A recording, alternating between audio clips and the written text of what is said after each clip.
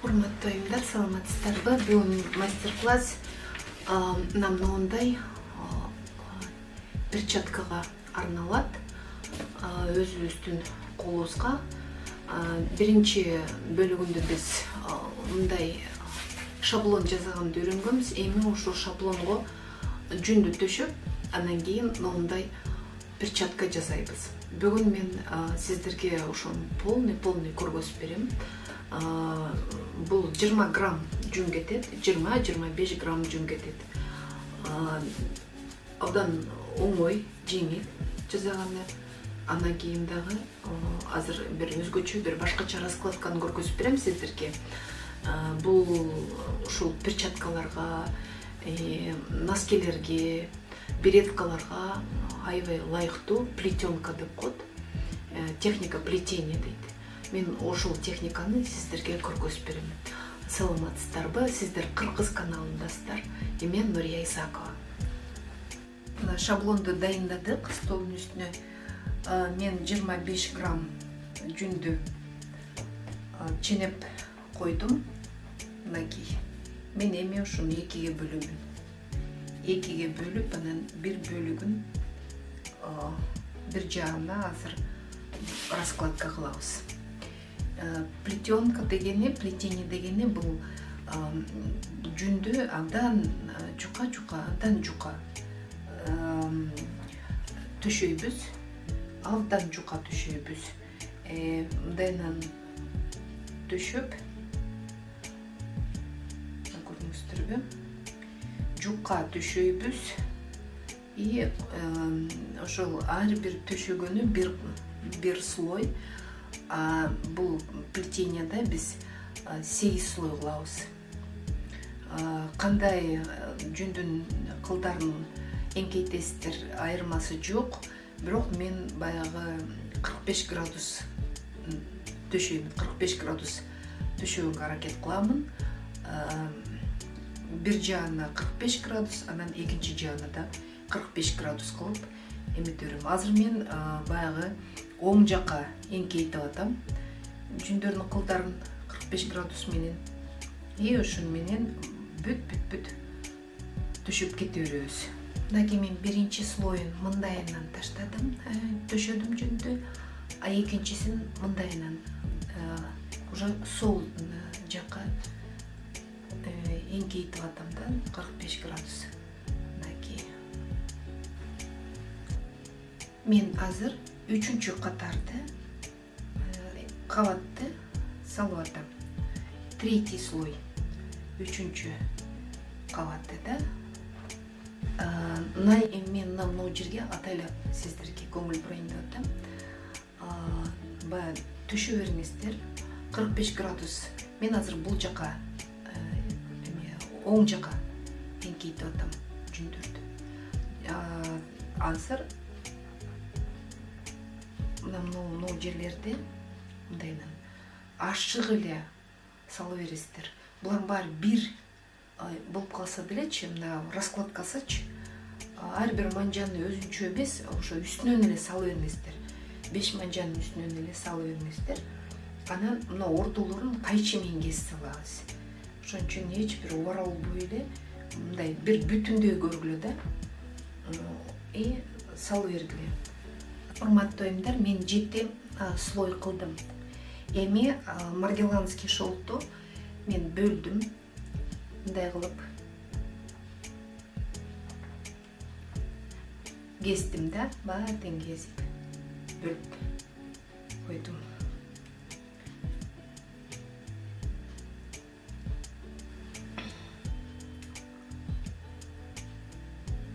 Нар жагына бираз эле төшөйбүз.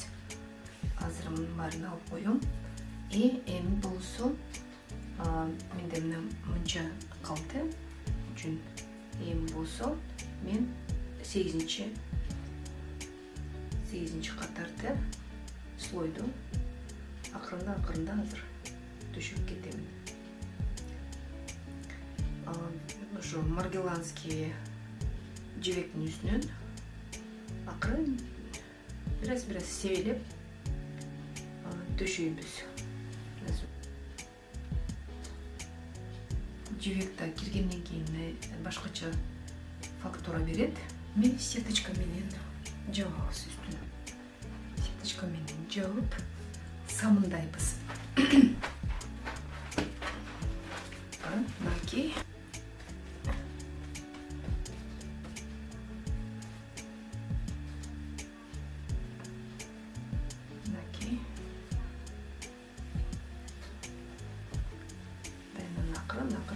Акырын. Üstüne inip jababыз.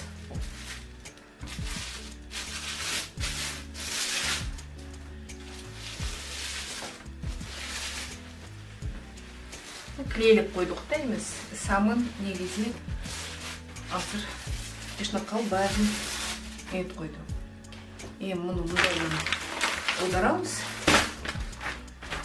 Аударып, аны мен могу көк клеенканы алып коюм. Кереги жок.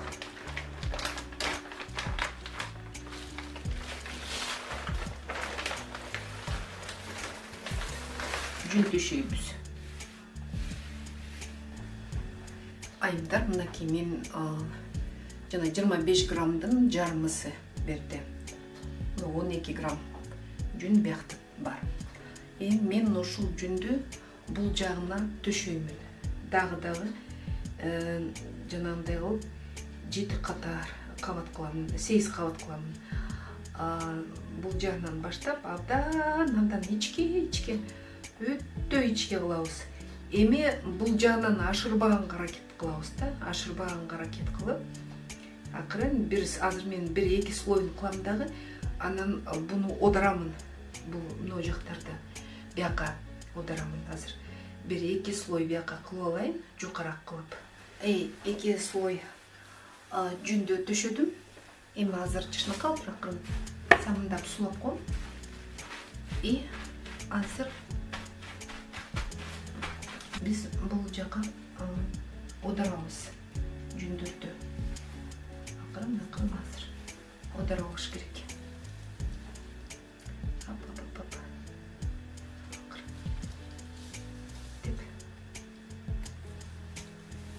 Эми биз одарабыз.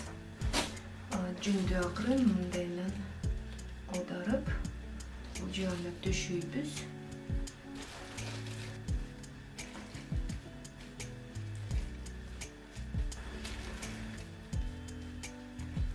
Biz mucizelerin akırında öttü var.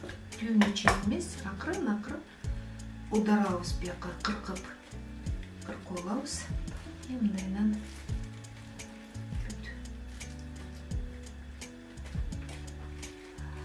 oroybuz. Her bir mancaları жүнү урап алабыз. Көңүл бура турган, ошо перчаткада көңүл бура турган жер бул мына манжалардын ортолору. Көңүл ушул жерге көбүрөөк буруш керек. Анткени же калың болуп калат, же жыртылып калат. Ошон үчүн мен аягына чейин берди кырккан жокмун. Акырын мынтип жүндү кичирейтип алып, кыскартып алып туруп, анан бияка урап атам.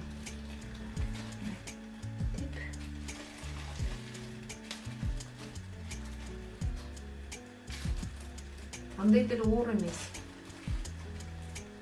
Колду көндүрүп алса, өтө мындай оор деле жумуш эмес да.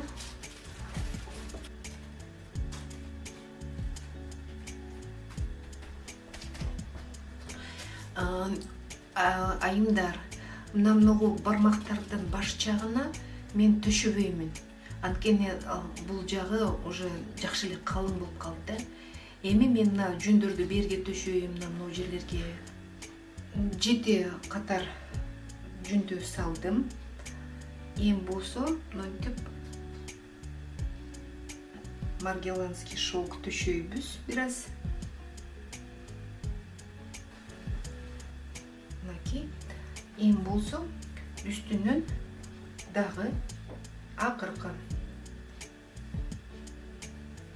8-чи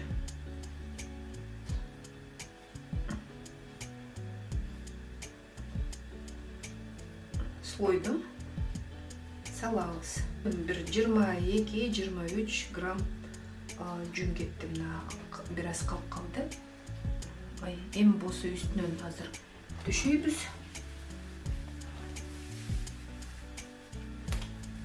Сеточканы сулайбыз. Сулап, акырын мындайынан алабыз. Мынакей көрүңүздөрбү, маргеланский шелк көрүнбөй деле калды. Эми акырын аябай абайлап, мыналардын баарын бул жака мындайынан кайрайбыз. Бүт ушул мезгилде көрүп койгула, кайсы жери жукка, кайсы жери жүн жетпей калды. Кээ бир жерлери мүмкүн агарып туруу. Бүт ушул убакытта көрүп коюш керек. Бул жака бүт кайрыйбыз. Мындайынан кайрып, бүт бир сирет текшериш керек. Так. Мына жеринде бираз жүн жок экен. Ушундай мезгилдерде көрүп коюш керек. Кээде жүн жылып кетет.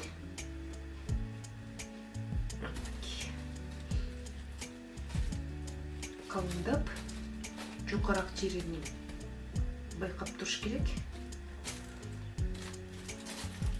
Мынакей. Бир сыра самындап алдык. Мынакей. Бүт текшердик.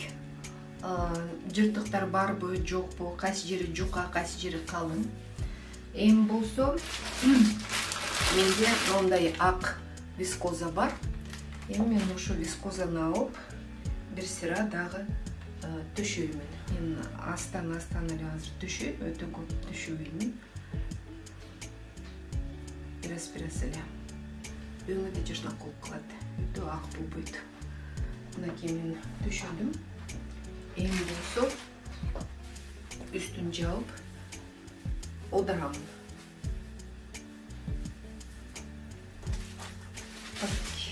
Сеточканы мынтип ачамын.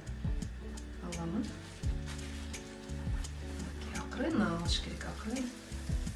Жакшы самындабай калса, кээ бир жерлери жулунуп кетиши мүмкүн. Эми болсо мындайынан алып, мындайынан оодарып коемун. Бул жактагы жүнгө биз перчатканы оодардык да. Эми бул жагына дагы ушинтип бирге вискозу төшөп коебуз.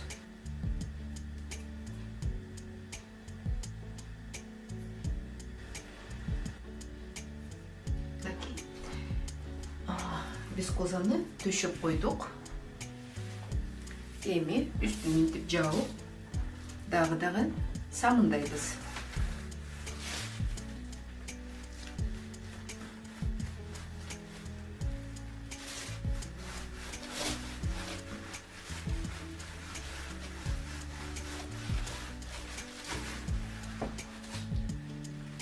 Акырын ушинтип ачабыз. И ар бир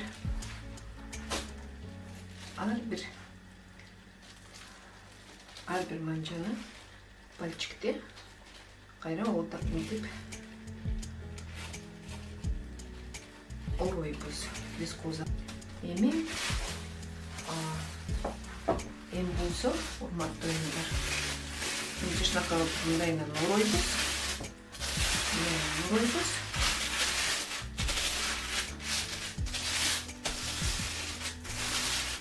И мынтип чабабыз.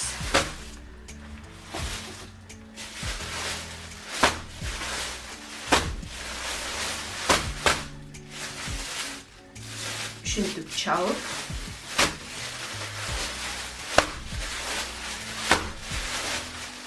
увалка кылабыз. Ушинтип клеенкага ороп туруп, столдун үстүнө чаа берсеңиздер, жүн бири-бирине кирет. Берде 8 баягы слой болгондон кийин, 8 катар болгондон кийин бул жүндөр бири-бирине жашнакка алып кирип, перчатканын баягы киргени абдан жакшы болот да. Жакшы кирип, бул перчатканын өзүнүн негизи сүрөтү дагы кооз болот. Сапаты дагы жүндүн кийиздин, кирген кийиздин сапаты да жакшы болот. Эми азыр үстүнө мен мынтип жабам. Акырын кол менен киргизип берем. Эми бул жерде 25 грамм жүн, бир аз көбүрөөк алдым. Бирке маргеланский шелк бар. Ушинтип ушала берсек, акырындап кирет. Бир сыра увалка болду, көрүнө элек туруда, бир сыра увалка болду. Эми уже мунун ичинен чыгарыш керекпиз. Шаблонду чыгарырдын астында мен мынтип сеткага уруп, мындайынан уруп туруп, ызык сууга саламын. Ызык сууга салып, анан ушу суусу муздаганча туруп турсун. Ызык суудан алып чыктым. Сууда турду. Эми болсо мына ортосунан мен азыр кеземин. Кеш керек азыр.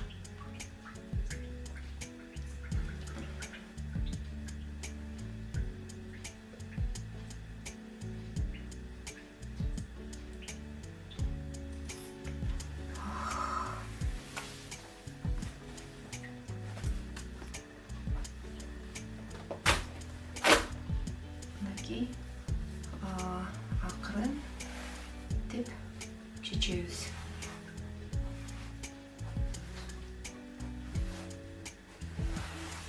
Так.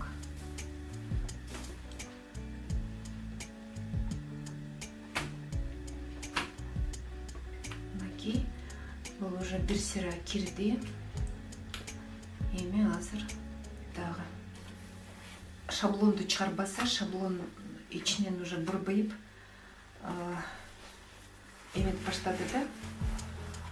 Бул жүндү айырып салышы мүмкүн да, жыртып салышы мүмкүн. Ошон үчүн мынакей шаблонду ошол бойдон, бүтүн бойдон этип чыгарабыз. Мындайынан коебуз. Бул сеткага салып, бири-бирине тийиспей бүт сетканын ичинен кылыңыздар. Мындайынан уруп, самындап алайлы. Бүт ойлаңыздар, анткени али бул кире элек. Сеткадан чыгарып бир сыра көрүп, ичи кирип кетпесин. Мындайынан көрүңүздөр, уже ичи бири-бирине кирип барат. Колду салып, колуңуздарды салып ичине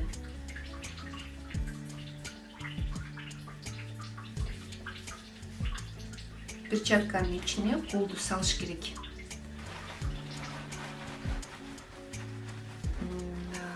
Сетканын ичине бүт кылыңыздар.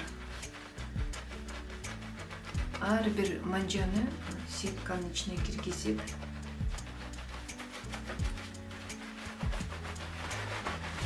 бир сыра ушинтип текшерип туруш керек.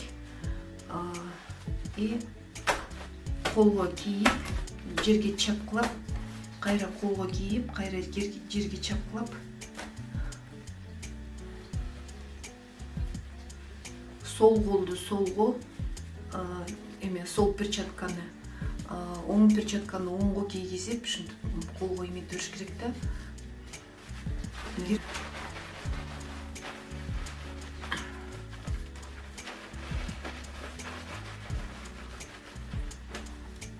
Текшерип туруш керек. эми буусу жерге кыла бериш керек.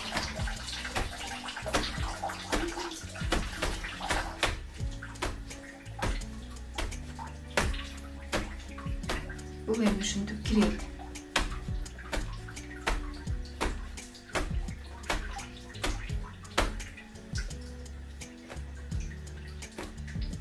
Кичирейип баратат. Көрүңүздөрбү? Кичирейип баратат. Эми муну мындайынан алып, мындайынан оруп, столго бул жагынан дагы сүрө бериш керек столго.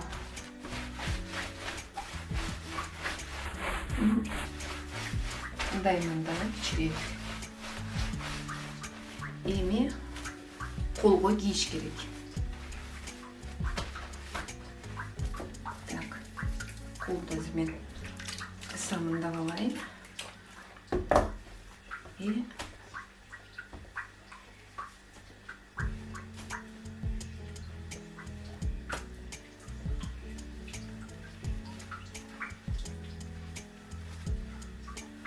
Мынакей көрүңүздөрбү, уже кирип калыптыр.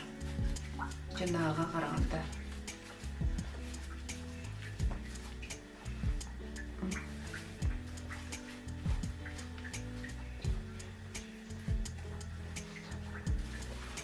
Мынакей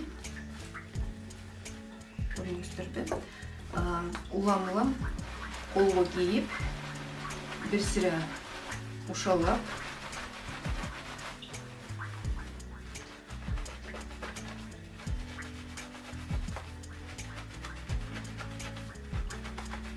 уже кирип баратат. Жашнакай болуп кирип калыптыр. Жанагыга караганда кирип келатат. Мына ушинтип оң колду, сол колду ушинтип кийип, киргизип беребиз.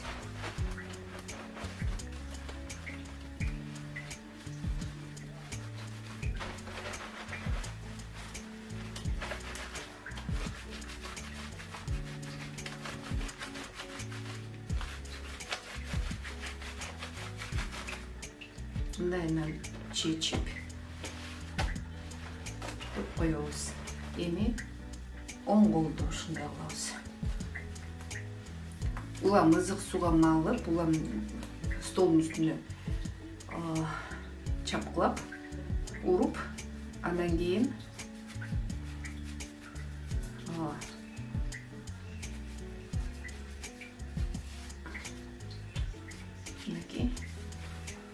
акырындап кирип келатат.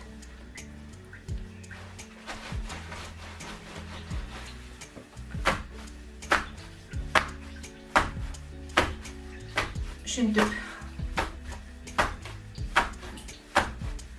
чаа беребиз. Мындайынан мен азыр сеткага урууй эле көргөзүп берейин. Мындайынан дагы айландырабыз.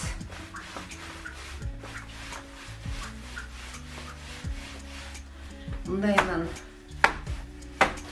ыргытабыз. Улам ызык сууга салып, самынын кетиребиз.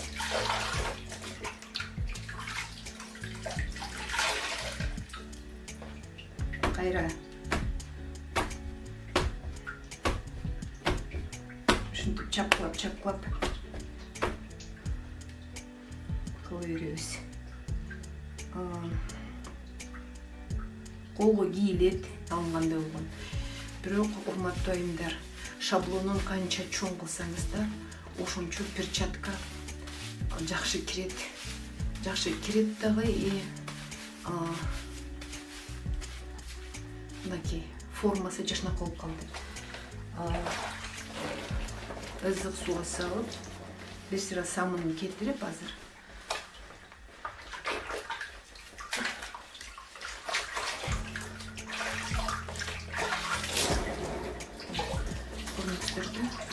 жашнак болуп кирип калды.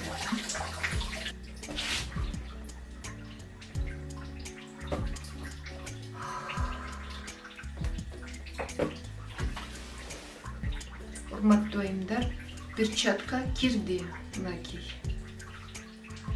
Кирип калып жашнакка болуп. Эми мен муну азыр жашнакка болтуруп кургатам. Нымыраак кезинде бир сыра колума кийип, дагы текшерем. Немелери бир кемчиликтери болсо, азырынан мына жерин бирке убалка кылам. Мына жери аябай чөйүлүп калыптыр. Мына ушинтип койсоңуздар, нары айландырып, бери айландырып койсо, бул кирип кетет. Колду салып бересиз, анан кырлары чөйүлүп кетиши мүмкүн да. Мынакей, ушул мойдон кургатып койсо, кургап калат жашнак калып. Мынакей кирип кетти, көрдүңүздөрбү? Жашнак калып.